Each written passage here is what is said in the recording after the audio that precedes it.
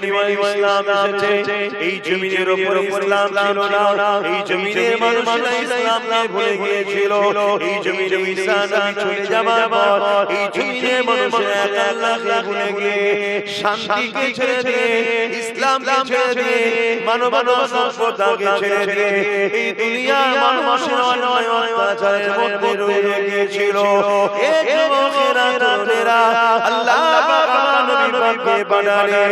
নবী আমার এই জমিনের উপরে অনেক কষ্ট করে এই জমিনের মানুষকে ইনসাফ শিখিয়েছে, এই জমিনের মানুষকে তাওহীদ বানিয়ে আল্লাহ চালিয়েছে, এই জমিনের উপরে মসজিদ বানিয়েছে, এই জমিনের উপরে দিনকে কায়েম করেছে, এই জমিনের উপরে মা-বাবার সম্মান দিয়েছে, এই জমিনের উপরে নারীর অধিকার দিয়েছে, এই জমিনের উপরে এতিমের অধিকার দিয়েছে, এই জমিনের উপরে গরিবের সম্মান দিয়েছে। এমনি হয়ে যায় না গো, আল্লাহ নবী যখন মায়ের কথা বলেছিলেন, ওই সময় জালিম স্বৈরাচারী আবু জেহেল সাইবারা আমার নবী পাকের জানে দুশমন হয়ে গিয়েছিল। আমার নবী পাককে কতটা রাজা দিয়েছে, কষ্ট দিয়েছে। এমন দিন গেছে আল্লাহ নবীকে জানে মেরে ফেলার জন্য রাসূলুল্লাহ পাককে 40 জন সন্ত্রাস উলঙ্গ তরোয়াল নিয়ে আমার নবী পাককে খবর খেয়ে ফেলে। আল্লাহ বাবা সাজা দিয়ে দিলেন, আমার হাবিব হযরত রাসূলুল্লাহ আমার মাধ্যমে জানিয়ে দিলেন, আমার হাবিব আপনি হিজরত করে ইয়াসরিবে চলে যান। এই যুবকেরা তরুণেরা এই দিনের জন্য আল্লাহ নবীকে নিজের মাতৃভূমি মক্কা ছেড়ে দিয়ে ইয়াসরিবে চলে যেতে হয়েছে। আজকে তোমার আমার গাফলতিতে, তোমার আমার চোখের সামনে, তোমার আমার সহযোগিতা যদি ইসলামের কোনো ক্ষতি হয়, আল্লাহ সাথ দিয়েছে, ছেড়ে কেউ দেবে না। উপকার যদি ইসলামের করতে নাও পারো, ইসলামের কথা বলে, তাহলে আমাদের গাওতে যদি ইসলামের ক্ষতি হয়, আমরা কাউকে সহযোগিতা করছি আর ক্ষমতার দ্বারা যদি ইসলামের ক্ষতি হয়, আমাদের ভুলের কারণে যদি ইসলামের ক্ষতি হয়, আল্লাহ আমাদের করবে না। আল্লাহ নবী এই ইসলামের জন্য মাতৃভূমি ছেড়ে ইয়াসরিব মদিনা শরীফে চলে গেলেন। ওখানে গিয়ে রাসূল আমার ইসলামের কথা শোনাচ্ছে। আমি আবার বলছি, প্রায় প্রত্যেকটা জায়গায় বলছি, ইসলাম শুধু নামাজ রোজা দাড়ি টুপির নাম নয়। ইসলাম অন্যায়ের বিরুদ্ধে লড়াই নাম, জুলুমকে মিটাবার নাম, অত্যাচার মিটাবার নাম, গরিবের অধিকার দিবার নাম, মানবতার নাম, নারীর অধিকার দিবার নাম, এতিমের অধিকার দিবার নাম। ইসলাম তামাম পৃথিবীতে সাম্য শান্তি প্রতিষ্ঠিত করার নাম। জোরে বলে সুবহানাল্লাহ।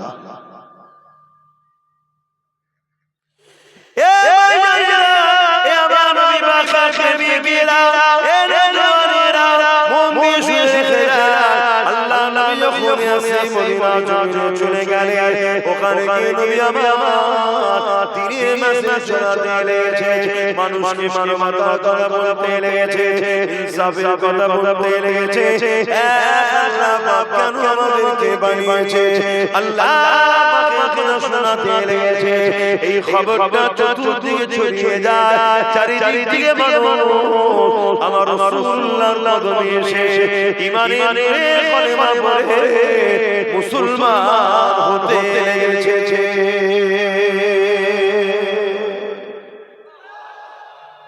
আল্লাহ,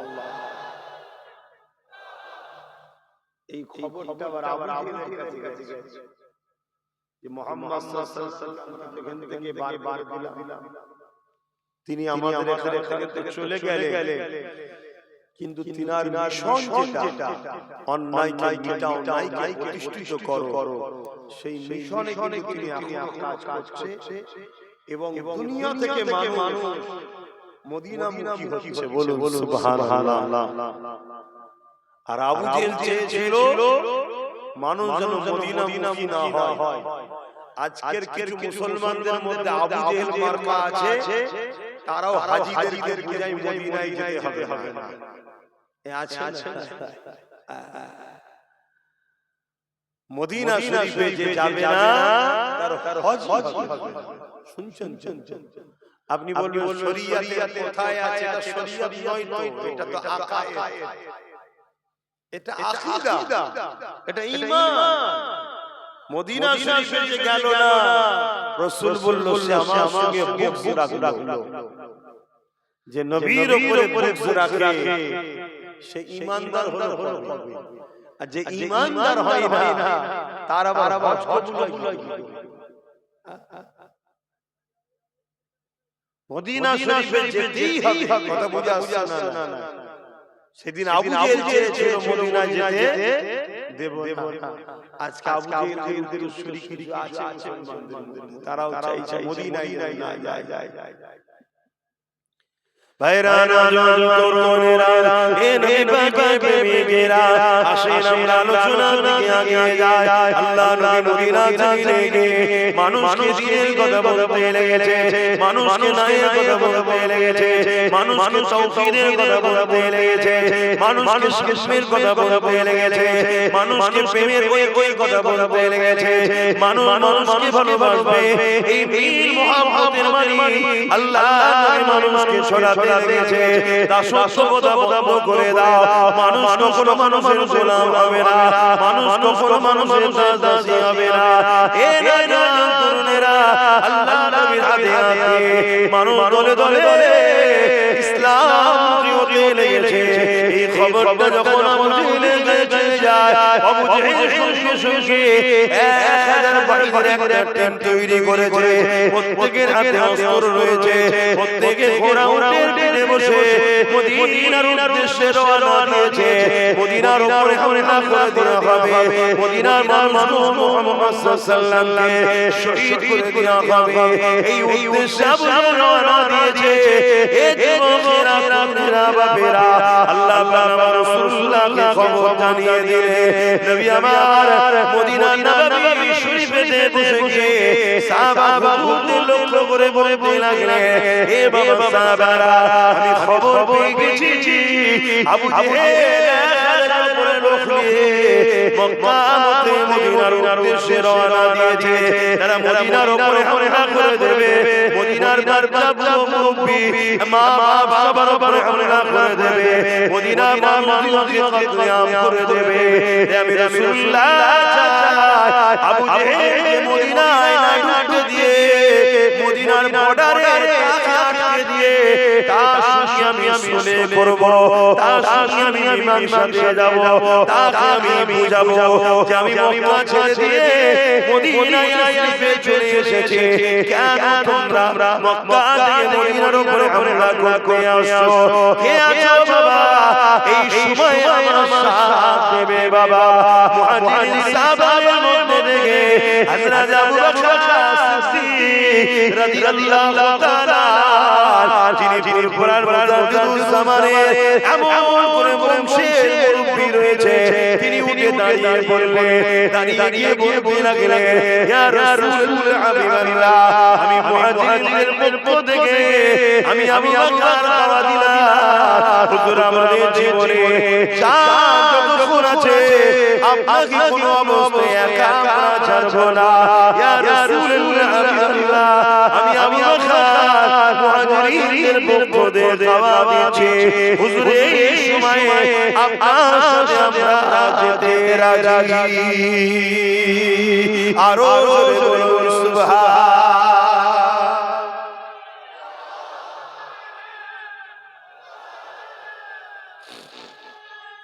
আল্লাহ আল্লাহ।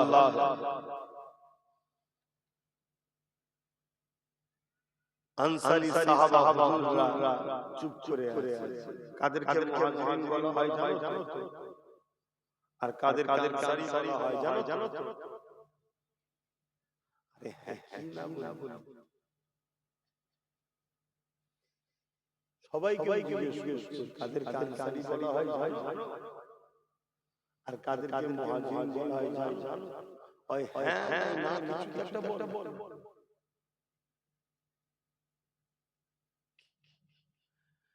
তোমরা বাইরে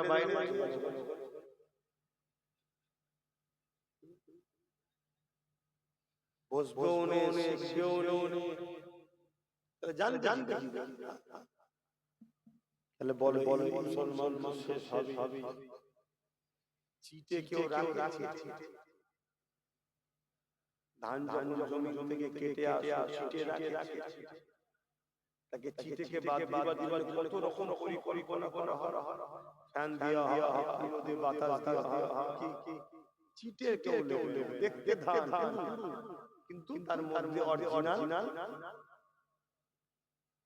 অর্থাৎ দেখতে মুসলমান, ভেতরে অরিজিনাল ঈমানটা, তাকে আল্লাহ রাখবে। এই চিটে যখন বেড়ে যায়, আল্লাহ জালিমদের হাতে ক্ষমতায় বসায়, তাদের হাত চিটে সাইজ করবে। আর চিটের সাথে একটা ভালো যায় না, যারা পীড়িত করছে তারা চিটের সাথে মরবে। আমি ভালো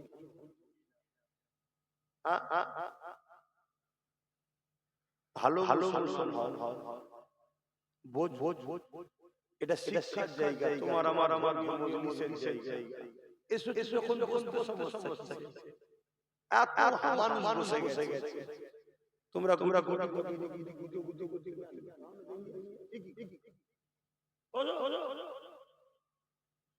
যদি জানতাম আসে আলাদা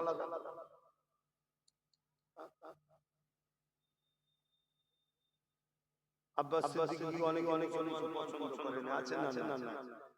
জোরে বলে আমাকে মুসলমানগুলো পছন্দ করে যারা রাসূলকে ভালোবাসে, তারা আমাকে পছন্দ করে না যারা রাসূলকে ভালোবাসে। কেন আমার পরিচয় তো কিছু নেই, আমার পরিচয় তো রাসূলুল্লাহর গোলাম। আমাকে সে ভালোবাসবে যে রাসূলকে ভালোবাসে, আমাকে তো সে ভালোবাসবে না যে রাসূলকে ভালোবাসে। কেন আমি কোনটা করছি? ইসলামের বিরুদ্ধে করছি, আমাকে দেখা না, ইসলামের বিরুদ্ধে নয়। আপনি ইসলামের বিরোধী করেন, ওটাই আমার খারাপ লাগছে। তাহলে আপনি ইসলামের পক্ষে হলেন কবে? ইসলামের বিরোধী করলে আপনি হয়। তাহলে মুসলিমদের ওই চিঠি মার্কা মুসলমান আছেন না? সব হুবহু মুসলমান, মানে হুবহু খান ভিতরে, অর্থাৎ ঈমান হাওয়া দিয়ে শেষ করে দেবে। আমার আল্লাহ জালিমকে বসিয়ে শেষ করে। আর এক দুটো ভালো চালও চলে যায় না ধান, আমরাও যাব। কেন যাব? এই জন্য যাব, আমরা সঙ্গে মিশেছিলাম, ওদের সঙ্গে মিশে ভালো বান্দা মিশেছিল তো, জোরে হাওয়াতে একটু ভালো যায় না, আমরাও মিশেছিলাম, তাই একজন যাবে।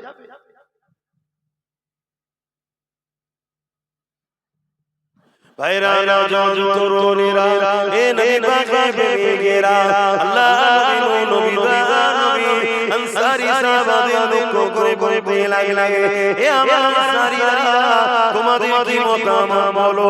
আনসারী সাহাবাদের মধ্যে থেকে এমন সময় সাহাবী দাঁড়িয়ে বললেন, ইয়া রাসূলুল্লাহ হাবিবাল্লাহ, আমি আনসারীদের পক্ষ থেকে হুজুর আপনাকে দাওয়াত দিচ্ছি, যেদিন মক্কার মানুষেরা আপনার উপর জুলুম করেছিল, অত্যাচার করেছিল, আল্লাহ পাকের হুকুমে আপনি হিজরত করে আমাদের ইয়াসরিব মদিনাতে এসেছেন। ইয়া রাসূলুল্লাহ হাবিবাল্লাহ, আপনি আসার পরে আমরা আশার সাথে যেন হাতে পেয়ে গেছি। ইয়া রাসূলুল্লাহ হাবিবাল্লাহ, আপনার হাতে হাত দিয়ে আমরা যখন বায়াত দিয়েছি, ইয়া রাসূলুল্লাহ হাবিবাল্লাহ, সেই দিন থেকে আমরা অঙ্গীকার করেছি, এই জান মাল আমাদের নয়, এটা আল্লাহর রাসূলকে দিয়ে দিয়েছি। ইয়া রাসূলুল্লাহ হাবিবাল্লাহ, যেমন খুশি আপনি খরচ করবে। হুজুর আপনি কি বলছেন? আপনি কেন আমাদের জিজ্ঞাসা করছে হুজুর হুকুম করে মানুষকে কেন ভয় করবে হতে পারে তাদের সংখ্যা 1000 তাদের হাতে অস্ত্র থাকতে পারে কিন্তু তারা তো মানুষ ইয়া রাসূল আল্লাহ আমরা আল্লাহ ছাড়া অন্য কাউকে ভয় করি না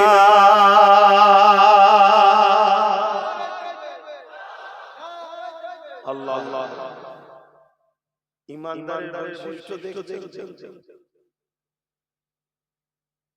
আজকের দিনও লড়াই আগামী দিন হচ্ছে আরো হবে আগামী আরো ভয়ানক হবে জালিমদের হাতে অস্ত্র থাকবে জালিমদের পাওয়ার বেশি থাকবে জালিমদের হাতে অনেক ক্ষমতা থাকবে জালিমরা দিনের দুশমনি করবে দিনের পক্ষে দাঁড়িয়ে জালিমদের মোকাবেলা আমাদেরকে করতে হবে না জোরে বলো কিন্তু তখন যদি বলে হুজুর ওদের হাতে অস্ত্র আছে ওদের হাতে পাওয়ার আছে ওদের লোক বেশি ওদের সংখ্যা বেশি এটা কি ঈমান হয় ঈমানদারদের কাজ আল্লাহর জন্য জানকে কুরবান করা জোরে বলে সুবহানাল্লাহ বিজয় তো আল্লাহ দেয় ঈমানদারের কাজ তো বিসমিল্লাহ বলে আগিয়ে যাওয়া আমামা জোনেরা তরুণেরা এ নবী বাবাকেরা আল্লাহ নবী বড় খুশি হয়ে গেলেন নবী আমার দোয়া চাইতে লাগলেন হে আল্লাহ এই সবেরা মুসলমান হয়েছে আমি রাসূলুল্লাহ হিদায়াত জানতে চাইলাম এরা আপনাকে আমাকে ভালোবাসে এরা আমার জন্য জীবন কুরবান করতে চায় আজ আমার দাদা দাদি নানা নানি সবাই মুসলমান কিন্তু দুঃখের বিষয় আজ মুসলমান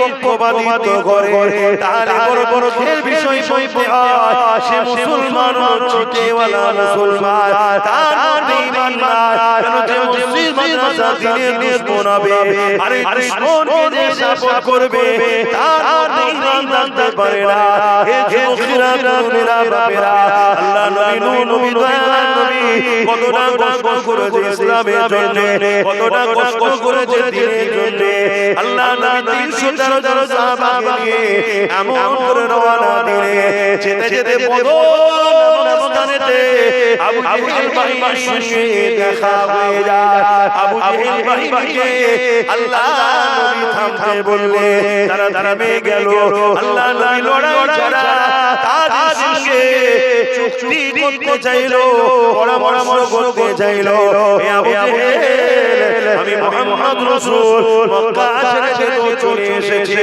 কেন তোমরা বাড়িয়ে মদিনার জুলুম করতে এসেছো কেন তোমরা এই অত্যাচার করছো আবু জেহেল বলতে লেগেছে মুহাম্মদ রাসূলুল্লাহ দিকে মাত্র 313 জন রয়েছে আর আমার দিকে 1000 উপর সৈন্য রয়েছে আমরা সবাই ঘোড়ার পিঠে আমরা সবাই উটের পিঠে রয়েছি আমাদের হাতে অস্ত্র রয়েছে আর মুহাম্মদ রাসূলুল্লাহ সংখ্যাও যেমন কম তাদের হাতে খালি রয়েছে এই সুযোগে মুহাম্মদ রাসূল সহ 304 জনকে যদি মেরে দেওয়া যায় এই আসমানের নিচে যে উপরে আল্লাহর পক্ষে বলা থাকবে না হে জানেরা হে জানেরা তোরা জানিস না ইসলাম কি জিনিস আমার রাসূলুল্লাহ এই কথা বলে শুনতে চাইছে না এই সময় আল্লাহর রাসূল নূর নবী দয়ার নবীকে আবু জেহেল বলতে লাগলো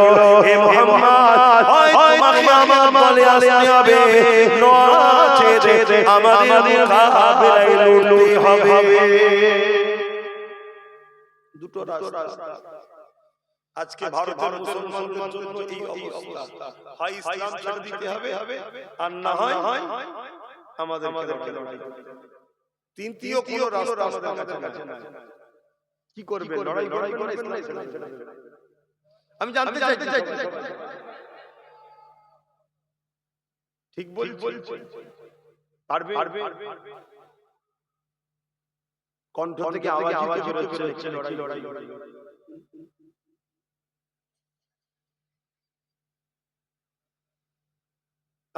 কি দিন এসে গেল আমাদের কাছে, কি বুঝছেন কি জানি। আমি তো জলসা করতে নিজেই ভাবি যে অনেক বসে বসে আমাকে যাও খালি খালি করছে। ইচ্ছা আমার রাসূল পাক সাল্লাল্লাহু আলাইহি ওয়াসাল্লাম হিন্দুস্তানে যা ভবিষ্যৎবাণী করে গেছে তোমরা জানো। যারা হুটোপাটি করছে তারা কিন্তু সব জানে। তারা সেগুলো করেছে বলেই তারা হুটোপাটি করছে। প্রায় সময় তারা অনেক সময় অনেকবার বলেও শোনা জানি। আলহামদুলিল্লাহ আমরা পড়েছি, কিন্তু সে সমাজ নেই যাদের কাছে আলোচনাটা সে পরিবেশ নিয়ে সে সমাজ নেই যাদের কাছে আলোচনা তাই করতে পারি।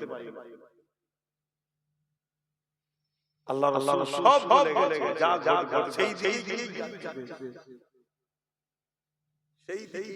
এতটুকু শুধু শুনে রাখো, পায়ের যে গাঁট আছে টাকনু উঁচু করা করতে হয়, ওই গাঁট পর্যন্ত মুসলমানদের রক্ত হয়ে যাবে, এত মার মুসলমানকে। আর এর জন্য দোষী আমরা নিজেরাই। আমরা মুনাফিক চিনতে পারছি না। আর ইসলাম বারবার মুনাফিক ঘোষণা দিয়েছে। আমার রাসূল বারবার মুনাফিক বলেছে। আমার রাসূল এটাও বলেছে প্রকাশ্য দুশমন ইসলামের যে তার থেকেও অনেক বেশি কঠিন আযাবে আল্লাহ মুনাফিকদের করে দেবে। এরপরও আমরা মুনাফিক চিনতে পারছি না। কেউ আমাদের একটু মিষ্টি হেসে দেয়, একটু কিছু ডাল ভাত খাইয়ে দেয়, মাছ গেলে টাকা পাঠিয়ে দেয়, একটু আলু পেঁয়াজ তেল দেয়, আমরা মনে করি এটা আমাদের আপন। আমরা একবার ভাবি না যে আমাদের এই আপন সেজে আমাদের ভিতরে যে সুপার পাওয়ারটা আছে, যেটা পরমাণবিক শক্তি থেকেও শক্তি, সেই ঈমানটাকে বার করছে। কেন যতদিন আমাদের ঈমান আছে, ধান যতদিন হবে চালওয়ালা, ততদিন আমাদের গুরু থাকবে, সবাই আমাদের পিঠে হলো বলবে কি লাইন। আর যেদিন ওই ঈমান চলে যাবে, ঝাঁটা দিয়ে ফেটিয়ে বার করবে। কি চিটেকে ঝাঁটা করে না একটু বল এই ধানটা থেকে চালটা ঈমান মুসলমানদের আছে, এটাকে বার করার জন্য অনেকে দরদি সেজে আমাদেরকে আর আমরা সেই দরদিকে আপন মনে করে তার সাথ দিচ্ছি, তাকে সহযোগিতা করছি, তার হয়ে নিজের কওমের ভাইকে গাল দিচ্ছি, তার হয়ে বংশের আওলাদদের ছোট ছোট কথা বলছি, তার হয়ে নিজের ভাইয়ের নামে কেস করছি, তার হয়ে নিজের নিজের ভাইয়ের ঘর ভাঙছি, তার হয়ে নিজের কওমের বেটিদের নামে মিথ্যাচার করছি, তার হয়ে নিজের কওমের বেটিদেরকে উলঙ্গ করে দিচ্ছি, সব করছি তার হয়ে। অথচ সে ভেতরে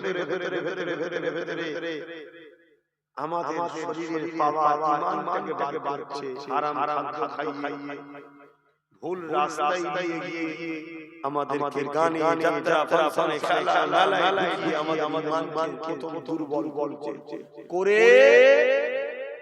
প্রকাশ্য দুশমনের সামনে আমাদেরকে আস্তে আস্তে দিয়ে দিয়েছে। কি গো করছেন না? উদাহরণ একটা বলি, এটা উদাহরণ বলি। আপন সেজে দরদি হয়ে বলল ওয়াকাব আমি থাকতে কিছু হবে না, বলেছিল না? লাস্টে সেই ওয়াকাবটার আইনটা মেনে এই হচ্ছে বন্ধু সেজে মুনাফিক, আর প্রকাশ্য দুশমনকে ওই যে মাথায় বসে আছে। ঠিক আমাদেরকে ডুবালো। এরকম হাজারো দিক দিয়ে আমাদেরকে কিন্তু আমরা আর আমার মতো যখন নবী বংশের আওলাদ আমাদেরকে বুঝাবে যে ভাই এই লড়াই শুধু আমার ছেলে তোমার ছেলে চাকরি বাকরি নয়, এই লড়াই তোমার আমার বাচ্চা মসজিদ মাদ্রাসা ইসলাম পাবে। তোমরা ভাবছো এত খুশি তোমরা তো জানো না স্পেনের ইতিহাসের খবর। স্পেনে 800 বছর আমরা রাজত্ব করেছিলাম। আজকের দিনে স্পেনে যাও, যত বড় বড় অফিস আদালত সিনেমা হল যারা হল দেখবে, ওগুলো অ্যাকচুয়ালি নাই মাদ্রাসা, সব দখল হয়ে সেগুলো সব সিনেমা হল অফিস আদালত করে দিয়েছে। আর মুসলমানকে গণহত্যা করে মেরেছে। এই যে পয়লা ফেব্রুয়ারি, পয়লা এপ্রিল বলে না, মানে বোকা বানানোর দিন, কি বলে পয়লা, বলবেন তো পয়লা এপ্রিল, পয়লা তো বোকা বানাবো বলেন না, এপ্রিল তার মানে বোকা বানানো। অ্যাকচুয়ালি ইতিহাসটা কি জানো? এর ইতিহাস জানো? মানে মুসলমানের ছেলেরাও এপ্রিল করে। কতটা কলঙ্ক জাতের চিন্তা করো। এ জানি না পয়লা এপ্রিল হয়েছিল। পয়লা এপ্রিলে স্পেনে কয়েক লক্ষ, একদিনে কয়েক লক্ষ নারী, শিশু, মুরব্বি, যুবক সবাইকে হত্যা হয়েছিল বোকা বানিয়ে। স্পেনের রানী বলেছিল, যারা বাঁচতে চাও মসজিদের মধ্যে ঢুকে যাও, আর নারী পুরুষরা, এই নারী শিশুরা জাহাজে যাও, বাইরে চলে যাও। মুসলমানরা ভাবলো তাই মসজিদে ঢুকে গেল, মসজিদের তালা লাগিয়ে দেওয়া হলো। আর যারা জাহাজে উঠেছিল, জাহাজ আগে থেকে ছিদ্র করা ছিল। হাজার শয়ে জাহাজে হাজার বাচ্চা নদীতে ডুবে এক মুহূর্তের মধ্যে তাদের চিৎকার চেঁচামেচি লাখো মুসলমান হয়ে গেল। ওদিকে মসজিদের মধ্যে যারা ছিল তাদেরকে আগুন দিয়ে মসজিদের মধ্যে পুরানো হয়েছিল। এই পয়লা এপ্রিল, এই যে বোকা বানিয়ে মুসলমানকে মেরেছে, এটা হলো এপ্রিল ফুল। আমাদের মতাও আমাদেরকে বোকা বানিয়ে মারছে, এপ্রিল ফুলি বানাচ্ছে। কথা বুঝে আসছে? কিন্তু আমার ভাই চলবে না। আমার কওমের একটা অংশ এখনো লিখছে কি তারা এখনো সমালোচনা করছে, আছে না? তাহলে কি বলা না, কে নেবে না আশা করে আমি বলছি না। আমি বলছি আমার আল্লাহকে শুকর করার জন্য, যে আল্লাহ আমি বলছি ও প্রকাশ দুশমন। কেন্দ্র সরকার মোদি আমাদের প্রকাশ্য কি বলে দুশমন। আমরা চিনি যে দুশমন আমাদের, তাই তো নাকি? অমিত শাহ বন্ধু নাকি? দুশমন সন্দেহ আছে? তুই বসি তখন বস দেখি জিজ্ঞেস তাহলে প্রকাশ্য দুশমন আমরা। কিন্তু এইটাকে আমরা দুশমন মনে করেছিলাম? বলুন। একটা সময় তো আমিও অপমান করেছিলাম, কিন্তু আমি আগে বুঝতে পেরেছি আপনারা দেরি করেছেন। কিন্তু ভুল হয়েছে বলুন, ভুল হয়েছে তো। ভুলটা তারা করেছে, আমরা এই ভুলের আশ্রিত কাদেরকে করতে হবে? আমাদের। তবে আল্লাহ সাহায্য পাবেন। আল্লাহ আমরাই এই মুসিবতকে দূর হটাবো ইনশাআল্লাহ। আল্লাহ আরে আমরা সে পাওয়ার জন্য এতটা গুরুত্ব আমাদের নাই। ওই সময় বদরের জমিনে আল্লাহ রাসূলকে যখন একটু কথা বললো, নবী পাক সাহাবাদেরকে বলতে লাগলেন, এ সাহাবারা, এদের প্রথম নম্বর কথা তো কোনোভাবে মেনে নেওয়া যাবে না। কারণ এরা অন্যায় করে, এরা তাওহীদের বিরুদ্ধে, এরা শিরক করে, এরা জুলুম করে, অন্যায় করে, এরা অত্যাচার করে। দ্বিতীয় নম্বর কথাটা হলো, এরা মোকাবেলা করার যখন তুই ইচ্ছা আমাদেরকে তাহলে পিছে দাঁড়াতে হবে। এ বাবা সাহাবারা, তোমরা বাবা দিয়ে রেডি হয়ে যাও। যাও সাহাবারা বলতে লাগলেন ইয়া রাসূলুল্লাহ আমাদের হাত খালি ওদের হাতে অস্ত্র রয়েছে আল্লাহ নবী বললেন বাবা সাহাবারা খাজুরের ডালে বিসমিল্লাহ বলে উঠিয়ে না হকের পক্ষে যদি থাকো বিসমিল্লাহ বলে আগিয়ে যাও তাতে যদি আল্লাহ তোমার ওই মৃত্যু রাখি আমার যদি রাখি আমার হবে কিন্তু আল্লাহ পক্ষে ছিলাম পক্ষে ছিলাম এটা প্রমাণ দিতে পারবে এনে জানেনা হে নবী পাকে প্রেমিকেরা আল্লাহ নবী সাহাবা খাজুরের ডালে গেলেন আল্লাহ নবী কাতার দেখতে লেগেছে যুদ্ধের রণকৌশল নবী আমার সাজিয়ে তৈরি করছে ঠিক এমন সময় ওই কাতারের মধ্যে দুটো ছোট ছোট বাচ্চাকে দেখতে পায় এক ভাই নাম নাস আর এক ভাই নাম মুআজ এই দুই ভাই যখন মদিনা জমিনেতে নববী শরীফে দিকে গেল গিয়ে দেখতে লেগেছে আল্লাহ মদিনা নববী শরীফে মুরব্বি সাহাবা রয়েছে যুবক সাহাবা নাই আল্লাহ নবী নাই এই দুই বাচ্চা ঘরে এসে বলতে লেগেছে আম্মা জান আজকে মদিনা নববী শরীফে আল্লাহ রাসূলকে দেখতে পাচ্ছি না রাসূলুল্লাহ সাহাবাদেরকে দেখতে পাচ্ছি না ওই সময় মা বলেছিল এ ছেলে মক্কা সম্রাট আবু জেহেল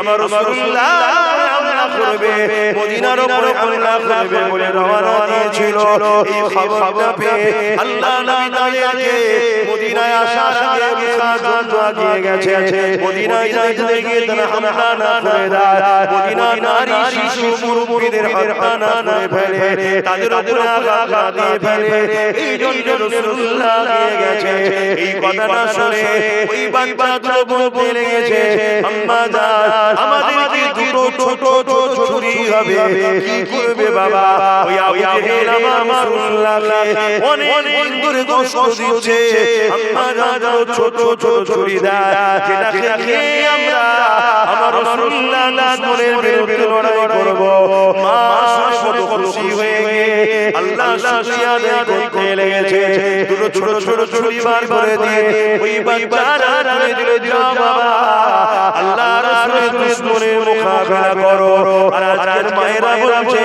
না বাবা ওদিকে যাস না যেখান থেকে আমি ভিক্ষা পাই সেদিকেই থাক বাবা এমন মা আছে তো ওই মায়ের ছেলে ওই মাকে জুলুম করবে কথা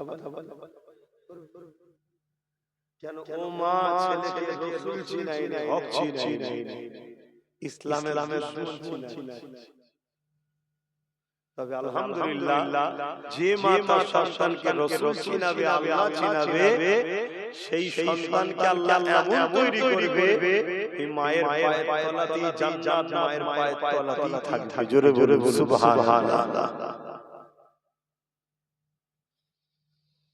এ তরুণেরা এ মা নবী পাকের প্রেমিকেরা বাপেরা জওয়ানেরা তরুণেরা মনে শুয়ে রেখে দাও আল্লাহ নবী যখন এই বাচ্চা দুটো সামনে এসে দাঁড়ালেন ওই বাচ্চা দুটো রাসূলুল্লাহ দরবারের ময়দান থেকে তাদেরকে ঘরে পাঠিয়ে দেয় এই চিন্তায় তারা পায়ের উপরে টিলিয়ে মাথাটাকে ঠেলে উঁচুতে তুলতে লেগেছে কেন আল্লাহ রাসূল লড়াইয়ের ময়দানে মহিলা শিশু মুরব্বিদের যাওয়া নিষেধ করেছে এই যুবকেরা তাই নবী আমার বাচ্চাদেরকে লড়াইয়ের ময়দানে ইজাজত দেবে না এই জন্য চিন্তা করে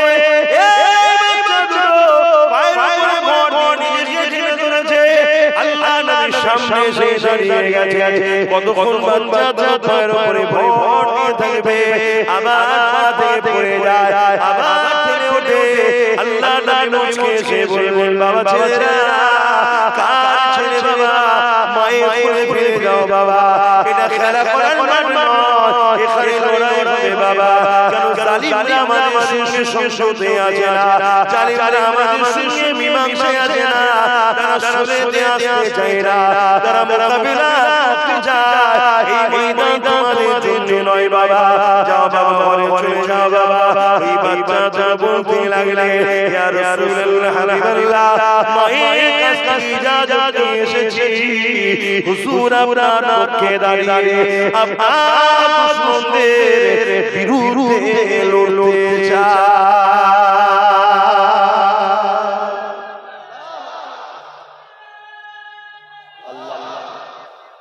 আজকে রাসূলের দিনের দুশমন আছে, জোরে বলে। আজকে সেই নবীর ঘরে ছেলে ছেলে জানতে চায় যে আমার সাথে সাথ দিয়ে ঐক্য হয়ে নবীর দিনের দুশমনদের বিরুদ্ধে কারা লড়তে রাজি আছে? হাত হাতে সাথে নবী আনা মাহফিলে বসে হাতে হাত লম্বা করে হাতে হাতে রাখবেন। একটু ডায়ে বায়ে দেখেন কেউ হাত হাতে কেউ নেই না, দেখুন দেখা দেখা হাত না বানা। যদি কেউ রাসূলের দুশমনের সঙ্গে লড়তে না চায়, তাহলে বুঝে নিতে হবে সে মুসলমান, বাহ্যিক মুসলমান, ভেতরের দিক থেকে সে ঈমান তার কথা মাথায় ঢুকছে। আজকে বড় বড় তো দুশমন আমার মাথায় উঠলো কি করে? আমাদেরই ঘরের গাদ্দার জন্য না, আমার ঘরের রাস্তা, আমার ঘরের সব খবর পেল কি করে? আজকে 18ই ডিসেম্বর, তাই তো নাকি? গতকাল 17ই ডিসেম্বর মনে আছে? দাদা হুজুরের দরবারে আমার বাড়িতে এই রাজ্য সরকারের প্রশাসন রাত থেকে গিয়ে হামলা চালিয়েছিল। তখন কেমন দলে ছিল? তাহলে কেন হামলা করেছিল? বলো এটা বুঝতে হবে। কেন নার্স করে মুসলমান দাঁড়িয়ে দিয়ে বলেছিল বিজেপি, আর আমি প্রতিবাদ করেছিলাম যে বিজেপির মোকাবেলা রাস্তায় নেমে না করে রাজ্য সরকার যেন নাগরিকের পক্ষ থেকে একটা কেস বিজেপির বিরুদ্ধে। এটা বলা অধিকার আছে না? কিন্তু পয়েন্টটা কঠিন। রাজ্য সরকার দেখলে ওই সত্য কথা বলছি, এই কথালে সবাই আমায় আন্দোলন দেয়, তাহলে আমি ফেসে যাব। কেন আমি বেঁচে আছি মুজিব দয়াতে, আমার দলটা হয়েছে বিজেপির দয়াতে। কথা বুঝে আসছে না? বিজেপি তো টিএমসি তৈরি করেছে, আমি তার বিরুদ্ধে কেস করলে টিকবো কি করে? এত কিছু হয়, কেস দেখেছে এরা। জোরে বলে। আর ছোট ছোট বিষয় কেস চলে যায়। কথা মাথায় ঢুকছে। তাই আমার বাড়ি ছিল, ঘরটাই না আমি থাকি, কিন্তু এই ভিটেটা আমার না দাদা। সেই দিন বাংলার মুসলমানদের বুঝে নেওয়া দরকার ছিল যে শয়তান আমাদের, কিন্তু সেই দিন বুঝে নে বলে আজকে ওয়াকাও গেল, আর ওবিসি বোঝে। আমি জিজ্ঞেস করছি, ওবিসিটা কেউ বোঝেন? আপনি বলবেন হুজুর আপনি তো জলসা করবেন, ওবিসি আমি কি করব? আপনি তো দিন থেকে এটাই বোঝেন যে নামাজ আমার ওয়াজ আপনি বুঝতে পারছেন না। আল্লাহর সৃষ্টিকে বিপদ থেকে বাঁচাবার নাম ইসলাম। জোরে বলে সুবহানাল্লাহ। যদি অমুসলিমও বিপদে পড়ে তাকেও তার বিপদ থেকে বাঁচাবার নাম কি? জোরে বলো। সেই জায়গায় ওবিসি তে আমার মুসলিম সমাজের ছেলে মেয়েদের পুরো লাইফ একটা মুসলমান ছেলে চাকরি পাবে না, একটা মুসলিম মেয়ে চাকরি পাবে না, ডাক্তার হতে পারবে না, জজ না কি বলে আইএস বড় পদের চাকরি একটা মুসলমানের ছেলে পাবে না। ভালো জায়গায় মুসলমানের ছেলে পড়তে পারবে না। ওবিসি কে নতুন সংরক্ষণের নামে রাজ্য সরকার যে ক্ষতিটা করে দিয়েছে আপনারা জানেন না? এই জানেন সত্যি করে বলুন, কজন জানে? তাহলে যে জাতি তার পিছনে কি ষড়যন্ত্র হচ্ছে এটাই জানে না সে জাতিকে জাগাবে কিভাবে। যে জাতি জানে না তার ঘরে আগুন লেগে গেছে, তাকে আমি কি করে ঘর থেকে বার করব?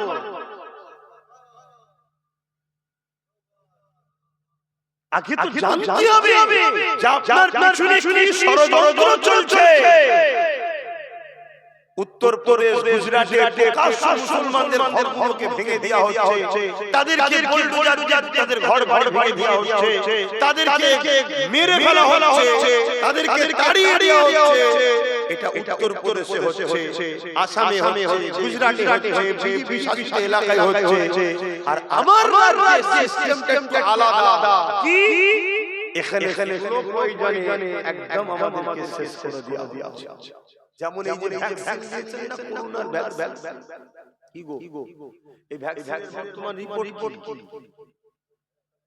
যারা যারা দিয়েছে অটোমেটিক বলছে আমার শরীর রক্ত হচ্ছে, দুর্বল হচ্ছে। কথা বুঝা যাচ্ছে? এই ভ্যাকসিন টাইপের মমতা আমাদের আস্তে আস্তে শেষ হচ্ছে, যেটা আমরা বারবার দেখতে পাচ্ছি না। কেন? ঘুমটা দিয়ে আছে। তার দলে নামে মুসলমান, হাকিকাতে মুসলমান নয়, 40-50 জনকে এমএলএ এমপি করে দিয়েছে, যাদেরকে আমরা মনে মুসলমান, আদৌ মুসলমান নয়। এই কথা বুঝছেন না? যারা শিরকের সঙ্গে যুক্ত হয় তারা আবার কি করে মুসলমান? শিরকের অনুষ্ঠানকে পার্টিসিপেট করে, আনন্দ প্রকাশ করে, তারা আবার মুসলমান হয়। ভাই কি গো অসুবিধা হচ্ছে? খালি ঘুমাই না এসব বলা পরে কি ঘুমো মুসলমান। এক্ষুনি দোয়া করে দিচ্ছি, ঘরে গিয়ে খাওয়া দাওয়া নামাজ পড়তেই পড়বেন, কম্বল ঘুমিয়ে ঘরে আগুন লেগেছে, ঘরের আগুনটা যখন নেবে বলে লাগবে, তখন যদি ঘুম ভাঙে তখন দেখবে ঘর আগুন দেখিরা বিছখানে আর ভাই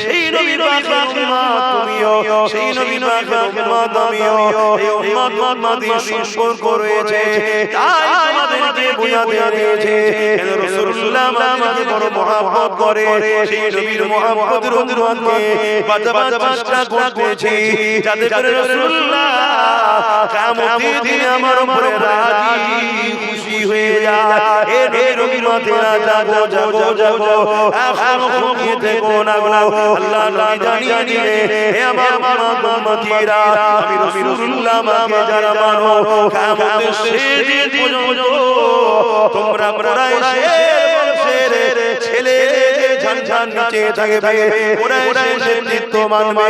এ যুবকেরা তরুণেরা আগামী খেলা কুরাইশ সন্ধান করেছে, জমানার মুজাহিদ করেছে, তার নেতৃত্ব তোমার এখন সবাই মেনে চলছে।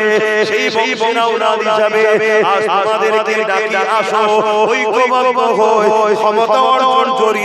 যে রাস্তায় তারা আমার মসজিদকে মিটাচ্ছে, যে রাস্তায় তারা আমার মাদ্রাসাকে মিটাচ্ছে, যে রাস্তায় তারা আমার আকাবকে নিয়েছে, ওই রাস্তা দিয়ে হেঁটে গিয়ে বাবাগিরি করে আমাদের আকাবকে ফিরিয়ে নেব। পাশাপাশি আমাদের চাওয়া পাওয়া প্রয়োজন যা আছে আল্লাহ পাকের দয়াতেও সেটাও ইনশাআল্লাহ মিটে যাবে। আর যদি তা না করে ঘুমিয়ে থাকে, চাই আদায় করো, সময় কিন্তু বড় সংক্ষেপ, আফসোস করতে হবে। বিগত দিন যা বলেছিলাম আজকে তাই করছে, আজকে যা বলছি কাল হয়ে যাবে ইনশাআল্লাহ। আসেন আমার রাসূলুল্লাহর কথা বলছিলাম, ওই বাচ্চাগুলোকে বারবার বোঝাতে লেগেছে, এ বাবা ছেলে মায়ের কাছে ফিরে যাও বাবা। ওই বাচ্চা দুটো বলতে লেগেছে, ইয়া রাসূলুল্লাহ হাবিবাল্লাহ, আমি যাব না, হুজুর আমাদেরকে পাঠিয়ে দেবেন না, মাকে বলে এসেছি ভাই জীবন দেবো না। রাসূলুল্লাহর জালিমের বিরুদ্ধে লড়াই করে আবু জেহেলকে খতম করে দেবো। ইয়া রাসূলুল্লাহ হাবিবাল্লাহ, আপনি আমাদেরকে শুনিয়ে দেবেন না। এই বলে বাচ্চা দুটো কাঁদতে লেগেছে। আল্লাহ নবী ভাইয়ের মধ্যে থেকে বললেন, ঠিক আছে, তোমার দুই ভাইয়ের মধ্যে যে বড় তাকে আমার সাথে ইজাজত দিলা, কিন্তু ছোট ভাই তুমি তোমার মায়ের কাছে ফিরে যাও।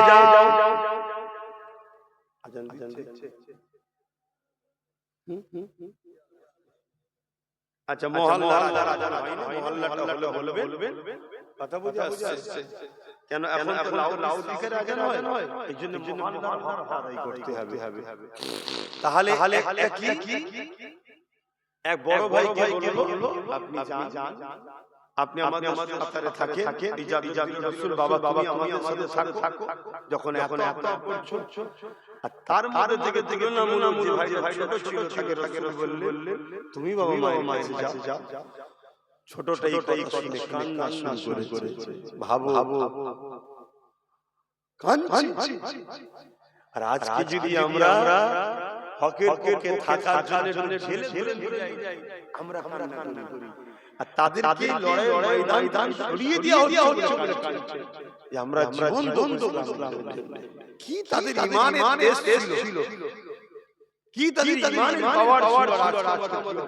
আল্লাহ আমাকে হিদায়াত করেন, বলুন আমিন। আল্লাহ আমাদেরকে হিদায়াত করেন, বলুন আমিন। ভাইরা নওজওয়ানেরা বোনেরা, এ নবী প্রেমিকেরা, ওই সময় ছোট ভাই বলতে লাগলে, ইয়া রাসূলুল্লাহ, ইয়া হাবিবাল্লাহ, লড়াইয়ের ময়দানে বড় ছোট ব্যাপার নয়, লড়াইয়ের ময়দানে ক্ষমতার ব্যাপার রয়েছে। ইয়া রাসূলুল্লাহ হাবিবাল্লাহ, আমার বড় হতে পারে, আমার ক্ষমতা থেকে বেশি। হুজুর আপনি আমাকে কুস্তি লাগিয়ে দেখো, আমি ওকে পরাজিত করে দেব। আল্লাহ নবী সবটাই বুঝতে পারলে রাসূল বললেন, সাহাবারা দেখো আল্লাহকে কতটা ভালোবাসে এই বাচ্চা, দেখো বাবা, এই বাচ্চা দাদা রাসূলকে কতটা ভালোবাসে। এই যুবকেরা আল্লাহ নবী সাহাবাদেরকে ডাকলেন, তাদের মধ্যে কুস্তির প্রতিযোগিতা শুরু হলো। কিন্তু কুস্তির প্রতিযোগিতার আগে ছোট ভাই বড় ভাইয়ের কানে বলে দিল, ভাই আপনি তো বড়, আপনি তো জিতে যাবেন, ক্ষমতা আপনার বেশি, কেন আপনি জান্নাতে যাবার রাস্তা আটকে দিয়েছে? ভাই আমাকে একটু জিতা সুযোগ না দেয়। এই কথা হয়ে গেল, আল্লাহ নবী সবই দেখছে, মুচকি হাসি, হুজুর তো সবই জানে। এ যুবকেরা তরুণেরা, ছোট ভাই বড় ভাইয়ের গায়ে হালকা করে টাচ করলো, বড় ভাই জমিনে পড়ে গেল।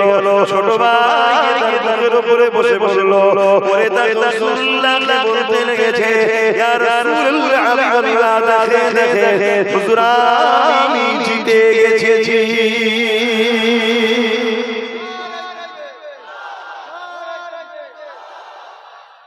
ওইদিকে আবু বকর বাহিনীরা দেখছে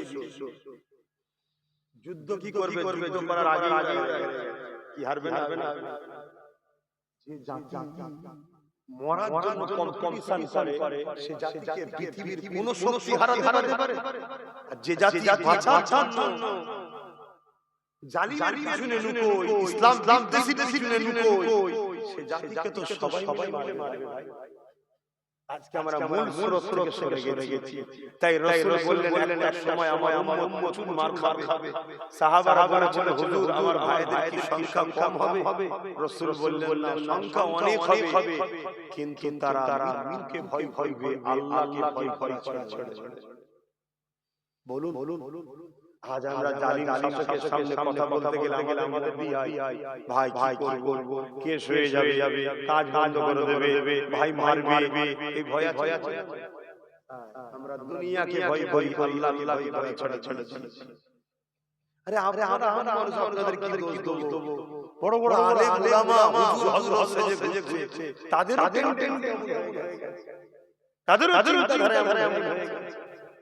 না। এই মুহূর্তে যত আলেম উলামা যত আছে, সবাই যদি একসাথে তলায় এসে এই মুহূর্তে একটাই কথা বলে, ওয়াকাফের দুশমন যারা আমাদের দুশমন তারা, ওয়াকাফের বন্ধু যারা আমাদের বন্ধু তারা, আমরা ছাড়া কোনো বেটা বাংলাদেশের ক্ষমতায় থাকতে পারবে না। তাহলে এই মুহূর্তে আমাদের দাবি সবাইকে মানতে হবে না, কিন্তু আমাদের খেয়াল আছে আর হ্যাঁ গুটি গুটি গালে আমা পীর জাদা কথা বলছে স্বীকার করব না, কিন্তু সেটা কি করতে তাহলে কি বলা বলতি নাকি না কেউ যদি নাও বলে তাও বলতে হবে, কেউ যদি সাথ না দেয় তোমাকে তাও হকের থাকতে হবে, যদি তুমি আল্লাহ রাসূলকে ভালো অসুবিধা হচ্ছে ঠান্ডায় দরুদ শরীফ আল্লাহুম্মা সাল্লি আলা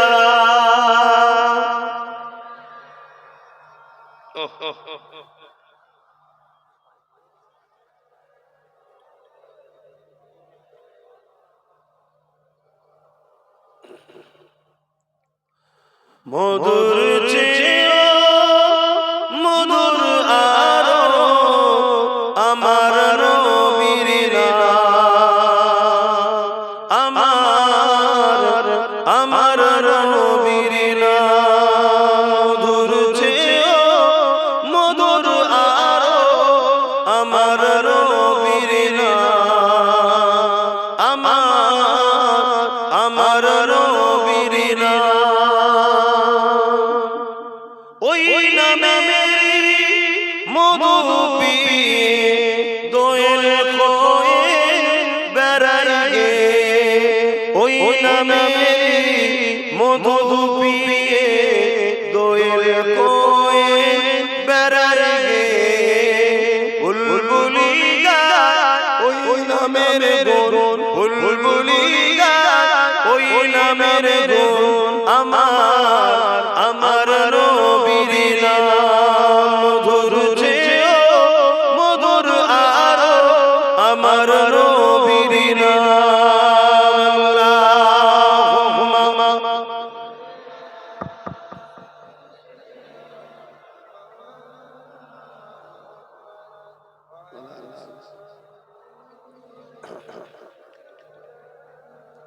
ভাইরা কি কথা বলবো না শেষ করে দেবো, অসুবিধা হচ্ছে না?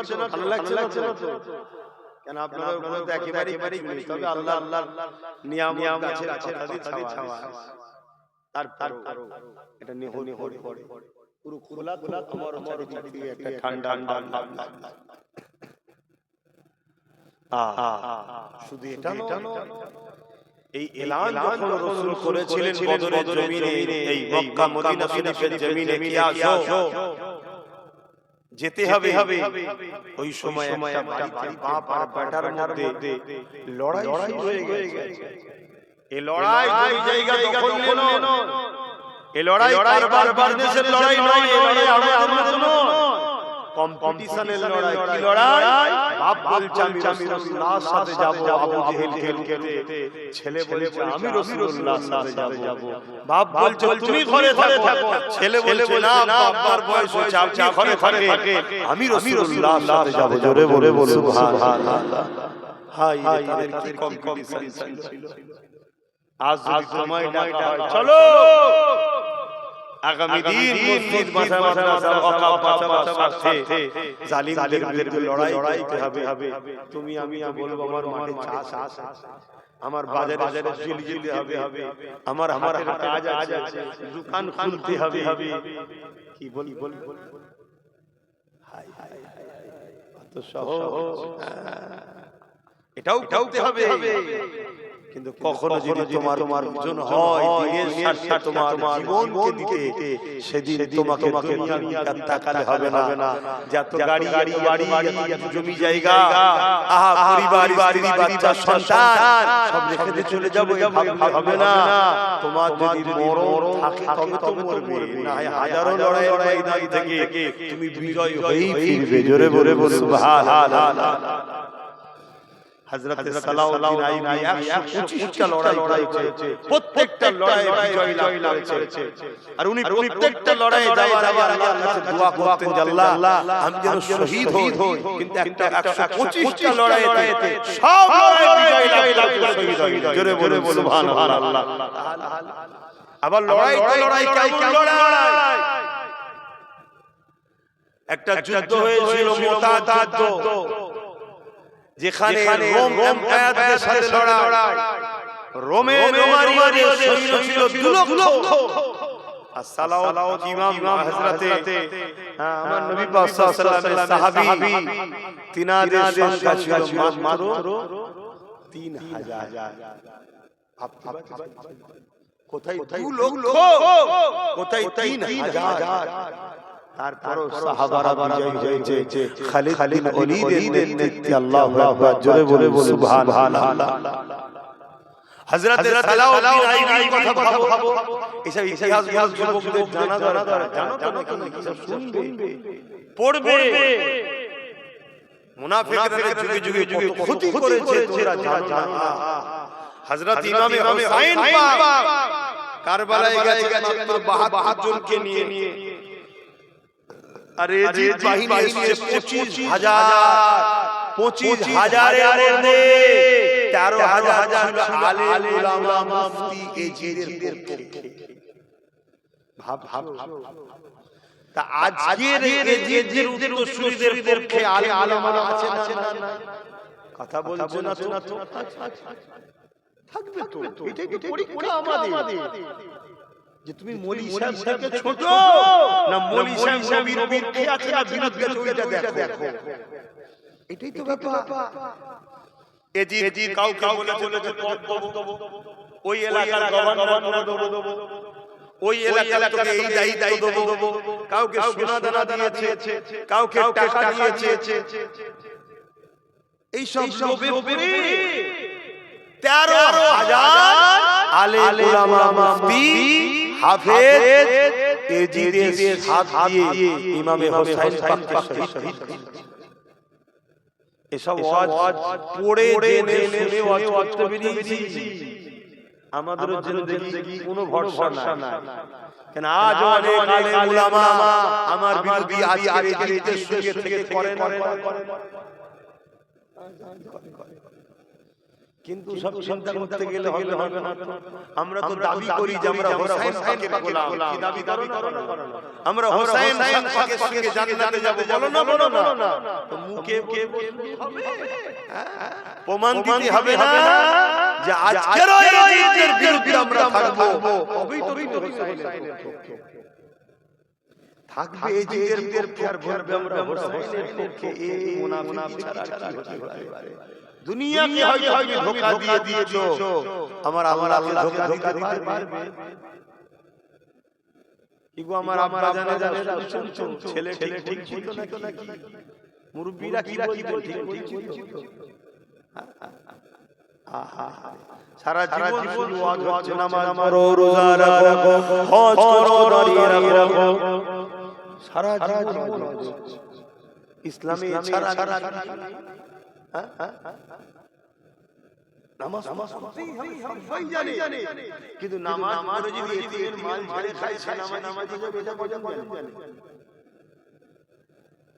নামাজ পড়তে হবে সবাই জানে, কিন্তু নামাজ পড়ে যে বেদ দিয়ে পড়লে ওই নামাজি হবে। রোজা রাখতে হবে সবাই জানে, রোজা রেখে গরিব এতিম অসহায়দের পয়সা লুটে তার পার্টিতে বেঈমান মুশরিক কাফেরদের সাথে একসাথে গপগপ কি হবে? এটা কজন জানে? কি গো বল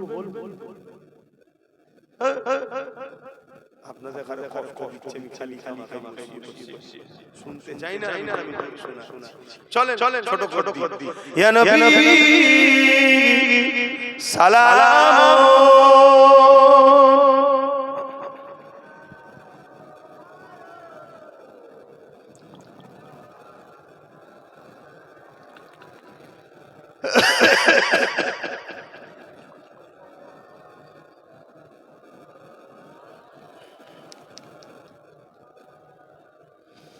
বহু মুসলমানের ছেলে আছে ইদানিং দেখছি যখন সালাম করাবার সময় হয় সালাম না দিয়ে চলে যায়।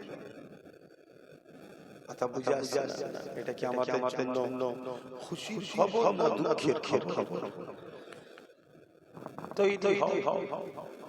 কি করা যাবে? চেষ্টা তো করছি, যদি জাতি জেগে যায়, জাতি যদি বোঝে, যেদিকে না বোঝে তার করতে পারে, আমার করার আছে কি? তালা البدر علينا من شنيات الوداع وجب الشكر علينا ما دعا لله يا نبي سلام يا رسول سلام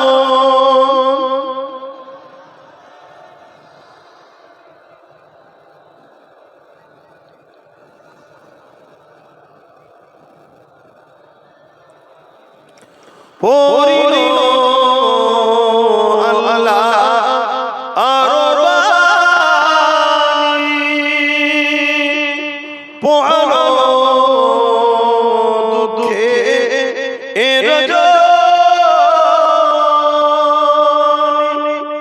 হইল জগৎ অনুরানী আমিনা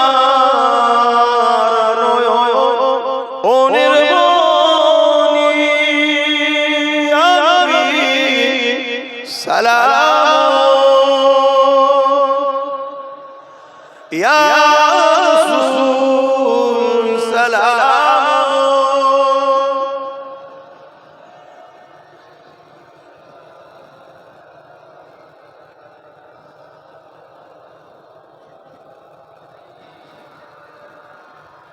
يا نبي مدينة সব কিছু পারে দেখি মুদিলা কবরে এ রাখি লইবেন অনরে নবী সালাম يا رسول سلام يا حبيب صلوات الله সকলে গায়ে বসে দোয়া হবে বালাগাল উলাম কামালিহি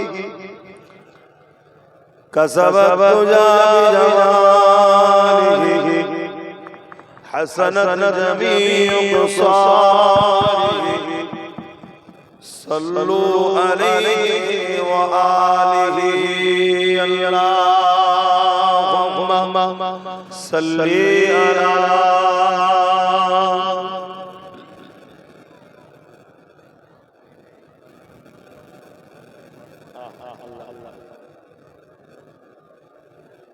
اللہ اللہ اللہ اللہ خدا کی عظمت کیا ہے محمد مصطفیٰ جانی مقام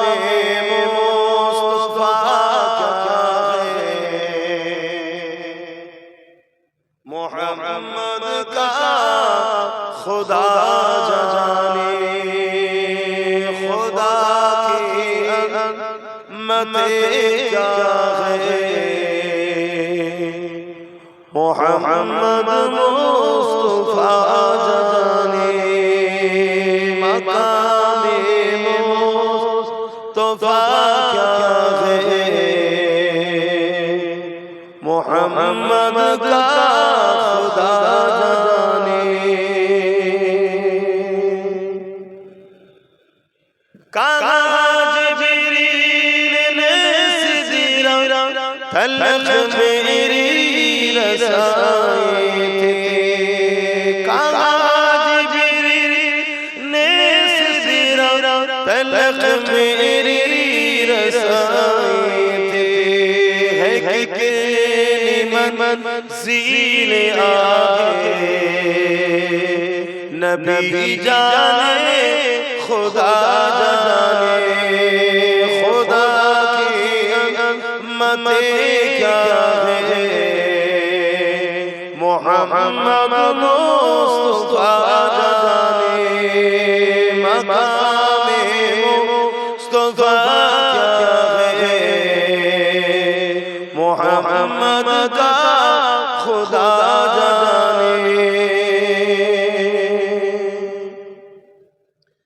मदीने हाज़री के मांगते रहना दुआ यारो मदीने हाज़री के मांगते रहना दुआ यारो अशर होगा या नहीं होगा अशर होगा या नहीं होगा नबी जाने दुआ जाने खुदा की अज़मत क्या है मोहम्मद मुस्तफा जाने मकाम मुस्तफा क्या है मोहम्मद का खुदा जाने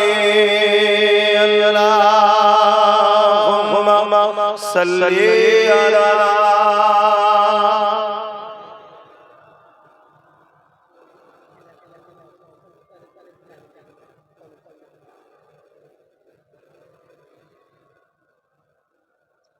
আল্লাহ রাসূল বলছেন কিয়ামতের দিন আল্লাহ বলবেন অনেক বান্দাকে যে বান্দা তুমি কোথায় যাবে বান্দা বলবে আমি জান্নাতে যাব আল্লাহ পাক বলবে দুনিয়ায় যখন আমি অসুস্থ ছিলাম তুমি কি আমায় দেখতে গিয়েছিলে না আমায় সাহায্য করেছিলে ওই সময় বান্দা বলবেন আল্লাহ আপনার আমার বিমার হয় অবশ্যই আল্লাহু সাইয়্যিদ কাদির আল্লাহু সামাদ কোন জিনিসের মুখাপেক্ষী তিনি নয় কোন দুর্বল বিমার তাকে স্পর্শ করতে পারে না আল্লাহ বলবে বান্দারে আমার যখন কোন বান্দা বিমারে ছিল তার পাশে যদি দাঁড়াতিস তাকে যদি দেখতে যেতিস ওটা তো আমারই বান্দা আমার জন্যই হতো জোরে বলে সুবহানাল্লাহ শুনলাম এই গ্রামে দুজন বিমারি মানুষ আছে জলসা কমিটি সেই বিমারি মানুষের চিকিৎসা ও সহযোগিতার জন্য আপনাদের কাছে যাচ্ছে